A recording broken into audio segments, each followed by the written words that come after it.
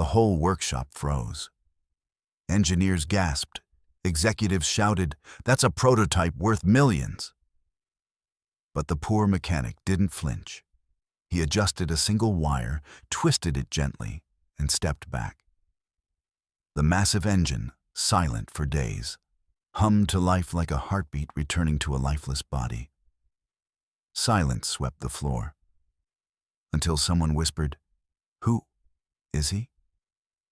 Before we dive in, drop a comment with where you're watching from, and don't forget to hit subscribe for more videos like this. Let's begin. Nate Foster wasn't born for glory. He didn't look the part either. Grease-stained jeans, sun-worn boots, and calloused hands that had built more engines than some engineers had diagrams. In the small town of Joliet, Illinois, he was the guy people called when their car wouldn't start, not when billion-dollar prototypes broke down. But that morning changed everything. Nate had woken up to a half-cold cup of coffee and the sound of his landlord hammering at the door. "One more week, Nate, or I'm throwing your stuff out." Nate just nodded, tucked his wrench into his belt, and headed to the auto shop he rented by the hour. He had no idea that a single twist of fate and a single twist of wire would put him in front of a $40 million engine and the CEO of Dinacore Aviation herself. Meanwhile, across town, panic was unfolding behind the glass walls of Dinacore's engineering lab. A team of engineers surrounded the prototype, a sleek, compact turbine engine the size of a beer keg, designed for the military's next-gen stealth drones. It had stopped responding, diagnostics were scrambled, and the launch demonstration for Pentagon officials was just 3 hours away. "Find someone. I don't care if they're from MIT or Mars," the CEO barked. That's when Amelia, an intern with a conscience, mumbled, "I know someone. He's not from MIT. But he fixed my uncle's antique truck when nobody else could." That's how Nate Foster got a call. He almost didn't go. But when Amelia begged, offering her month's rent as a thank you, he couldn't say no. The security guards at Dinacore almost laughed when they saw him. One even muttered, "What is this? Bring your grandpa to work day." But inside the lab, when Nate walked up to the open panel, his eyes sharpened. He didn't speak, didn't ask for tools. He just squinted, leaned in, and touched a small copper wire, burnt at the edge. He licked his fingers, twisted it gently, and smiled. A hum, then a roar, then total silence, and the sound of the CEO's coffee mug smashing to the floor. That was the moment everything changed for Nate Foster. But it wasn't just about the engine. It was about the revenge brewing behind quiet eyes. Because someone in that room had once ruined Nate's life. And now, he was back, with grease on his hands and thunder in his chest. The room stayed silent long after the engine calmed. It was like watching a ghost resurrect a machine the world's best minds couldn't figure out. And there he stood, Nate Foster, wiping his hands with the same rag he used to clean carburetors back in Joliet. The Dinacore CEO, Victoria Langston, approached slowly. Her heels clicked with hesitation now. She was used to people trembling in her presence, not the other way around. "Who are you?" she asked, barely above a whisper. Nate looked up, his voice calm. "Just a mechanic." But her eyes narrowed. "Wait," she whispered. "Foster?" Behind her, a gray-haired man dropped his tablet. His name was Douglas Klein, Dinacore's chief engineering officer. Once, 15 years ago, he'd overseen a quiet project at a small military base in Nevada. Nate had been on that team. He wasn't supposed to be. He wasn't an engineer. He was just the base's part-time technician with a GED and a talent no one could explain. Back then, Nate had designed a cooling system that prevented a catastrophic drone failure. Klein had stolen it, put his own name on it, got the promotion, Nate, blacklisted, discredited, disappeared. But now, Nate was standing here, in his laboratory. "You know him?" Victoria demanded.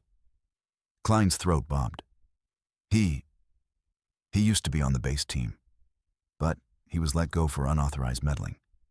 "Is that so?" Victoria's eyes shifted back to Nate. "Because his meddling just saved us from a Pentagon disaster." And before anyone could speak again, the doors opened. The Pentagon team had arrived. Nate was pushed out of the way. But as he turned to leave, someone grabbed his arm. Amelia. She looked up at him, her voice soft but firm. "You saved them. They won't admit it, but you did." Nate smiled faintly. "I didn't do it for them." He pointed subtly at Klein. "I did it for him. So he remembers what it feels like to watch someone walk in and do what he never could." Then he turned to walk out. But just as he reached the lobby, "Mr. Foster." It was Victoria. Her tone had changed. "I want to offer you a contract." Nate's jaw tightened. "I don't need your job." "No," she said, stepping closer. "But maybe you deserve your name back." And that's when Klein's eyes widened. Because he knew, if Victoria hired Nate, the truth about what happened 15 years ago would come out, and his empire of lies would burn. "Think about it," Victoria said. "Come back tomorrow." But Nate didn't nod. He didn't smile. He simply said, "We'll see." Because this wasn't about a job. It was about justice, and Nate had just taken the first step toward it. That night, Nate didn't sleep. He sat in his dim, one-room apartment above the repair garage, surrounded by faded blueprints and broken dreams. A cracked photo frame sat on his cluttered workbench, him in uniform, smiling beside a young woman with wild auburn hair and laughter in her eyes. She was gone now. Cancer. The VA turned them away because he didn't qualify, because he wasn't officially anything. Because of what Douglas Klein did. That betrayal had stolen more than his career. It had stolen time he should have had with her, time he spent trying to get doors to open that never would. But now the door was creaking open again. In the morning, Nate showed up at Dinacore. Same boots, same jacket, but this time with a small folder tucked under his arm.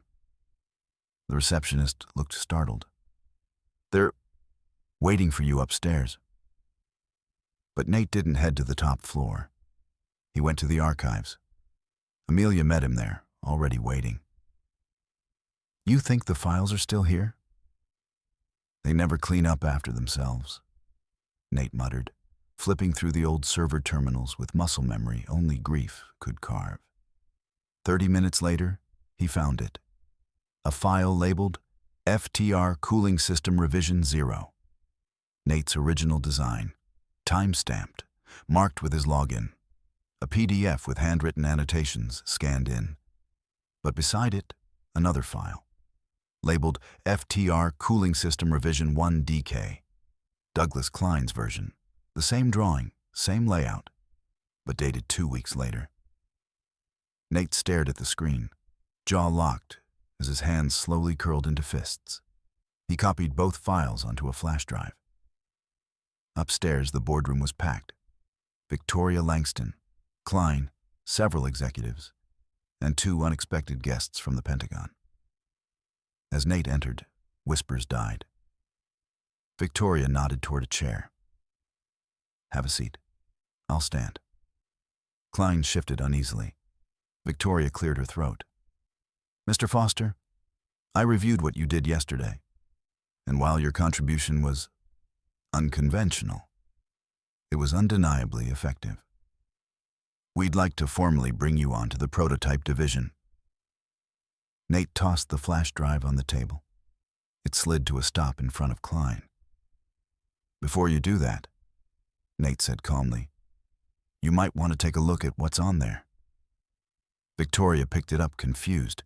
She plugged it into the boardroom screen. 2 files appeared. She opened the first. Blueprints, engine layouts, handwritten math. Foster, wait, this is you? Dated 15 years ago, Nate said. Scroll down. She did. The second file appeared. Klein's name stamped in bold. The boardroom fell silent. Even the Pentagon rep blinked twice. This is a duplicate, plagiarism. And this tech was sold to defense contracts? Victoria's face paled. I trusted you, Doug. Klein tried to sputter. This is a mistake. He's faking. He's not, Amelia said quietly, stepping forward. I compared them myself. The metadata is clean. Nate was the original author. Nate looked at Klein, fire in his eyes, but voice steady. You stole 15 years of my life. My wife died while I begged for job interviews you blocked. You thought I'd vanish. I didn't. Klein lunged across the table, but security was already behind him. Victoria didn't speak. She just nodded once, and Klein was removed. You're not just getting a contract, she said to Nate. You're getting a lab, a team, and your name will go back on everything. But Nate didn't smile. He just said, I'm not done yet. Because one man's downfall wasn't enough. He was going to rebuild his legacy and expose the entire rot behind it. 2 days later, the headlines were everywhere. Dinacore engineer fired after prototype fraud exposed. Veteran mechanic identified as true inventor of $40 million engine tech. Who is Nate Foster? But Nate ignored them. While the world shouted his name, he was buried elbow deep in wires and metal, quietly bringing a dead prototype back to life, this time under his terms. The signature in his own private lab. It still smelled like new paint and soldering fumes. But it was the first place in years that felt like his. Amelia became his assistant, though he didn't like calling her that. She was sharp, quicker than most engineers, and more loyal than anyone he'd met in years. She printed out every one of his old notes, stuff he'd scribbled on napkins and cardboard, digitizing them, refining them, and coding them into real working systems. But not everyone was happy. There were whispers inside Dinacore. Whispers that Nate was just a mechanic, that the board had lost their minds giving him a lab. Some of the senior engineers refused to work with him. They passed by his door without even making eye contact. And it boiled over during a critical project review. The room was full. Nate stood at the whiteboard, explaining a thermal loop redesign that would double the efficiency of their drone engine. Some executives nodded, clearly impressed. But one man, Dr. Colin Mercer, smirked from the back row. This isn't science, he sneered. This is intuition. It's guesswork dressed in coveralls. The whole room froze. Nate didn't flinch. He just turned to the screen and pulled up the simulated test results. His results. Efficiency boost, 112%. Heat retention loss, under 1%. The room gasped. Guesswork doesn't get those numbers, Nate said calmly. But feel free to test it yourself. Mercer stormed out. Later that night, Amelia found Nate outside, smoking an old cigarette he'd found in his coat. You okay? She asked. I don't need them to believe in me, he said.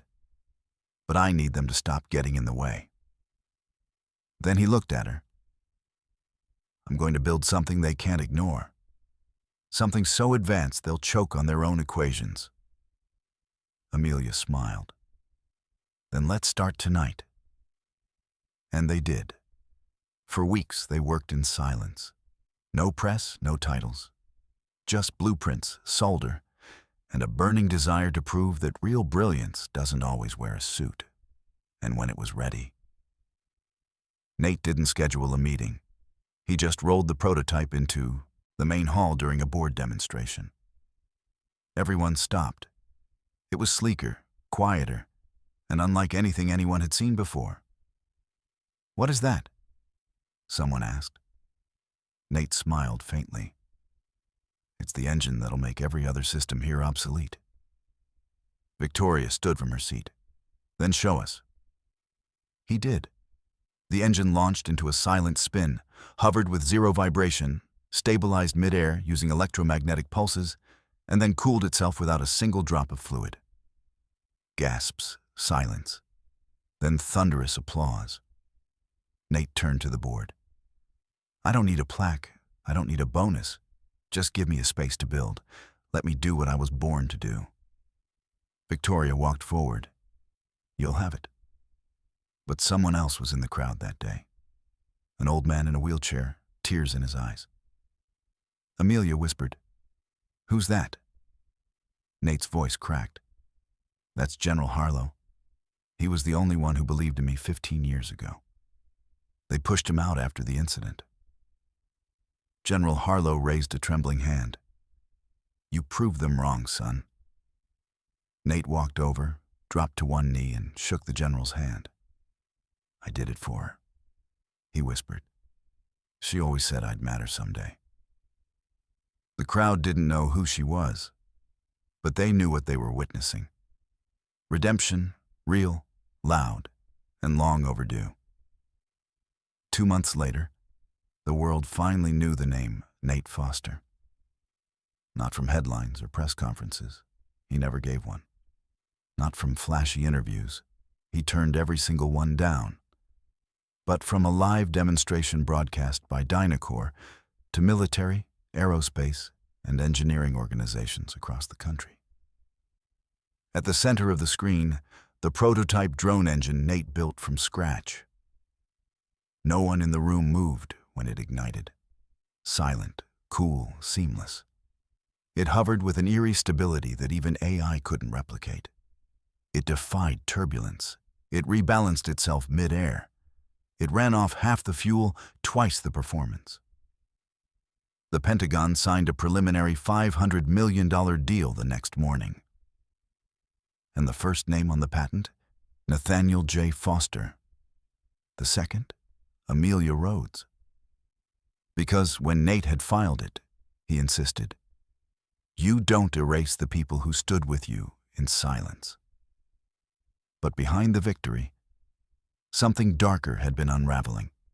The internal investigation into Klein's work revealed more stolen ideas, some dating back 20 years. Contracts, bonuses, even safety issues were ignored in exchange for profit. It wasn't just fraud, it was corruption. Victoria Langston, though tough, wasn't heartless.